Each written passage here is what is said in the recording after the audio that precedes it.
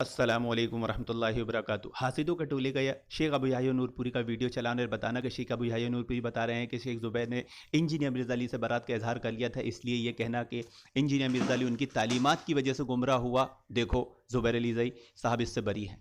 ये सिर्फ चालाकी मक्कारी के सिवा कुछ नहीं है, लोगों को धोखा देना है, क्योंकि एक ज़न्नी बात है।